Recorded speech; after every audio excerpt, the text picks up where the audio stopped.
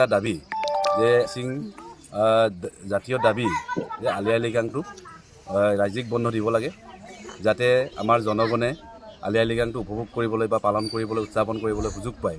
তাৰ কাৰণে দীৰ্ঘদিন ধৰি TMPকে জন্মলগ্নৰ পৰা দাবী কৰি আহিছে।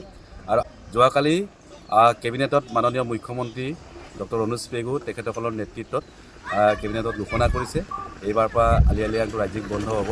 গতিকে ই অতি আনন্দৰ বিষয়, অতি প্ৰশংসনীয় বিষয় যে মাননীয় মুখ্যমন্ত্ৰী আৰু শিক্ষামন্ত্ৰী জনজাতি ভৈয়াম মন্ত্ৰী ডক্টৰ অনুজ পেগু দাদাক আমি প্ৰকাশৰ ভাষা নাই যে তেখেতসকলৰ নেতৃত্বত আৰু অসমৰ বলিষ্ঠ মুখ্যমন্ত্ৰী এজন মুখ্যমন্ত্ৰী যোৱা দুদিনৰ আগত আলি আই লৃগাং বন্ধ দিম বুলি কৈছে আৰু দুদিনৰ পিছত দি দিছে। তেনেকুৱা এজন বলিষ্ঠভাৱে পদক্ষেপ গ্ৰহণ কৰিব পৰা অসমৰ মাননীয় মুখ্যমন্ত্ৰী তেখেতক আমি অতি ধন্যবাদ জ্ঞাপন কৰিছোঁ। সমগ্ৰ মিচিং ৰাইজৰ হৈ তেখেতক মই অতি আন্তৰিক ধন্যবাদ জ্ঞাপন কৰিছোঁ। আৰু ইতিমধ্যে এটা দুটাকৈ মিচিং জাতীয় দাবীসমূহ পূৰণ হ'বলৈ গৈ আছে। গতিকে তাৰে এটা অন্যতম হ'ল মিচিং আলি আই লৃগাঙৰ ৰাজ্যিক বন্ধ।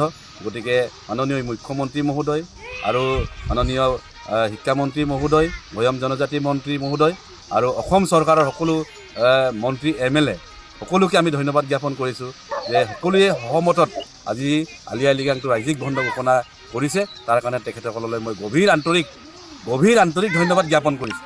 প্ৰকাশৰ ভাষা নাই। আমি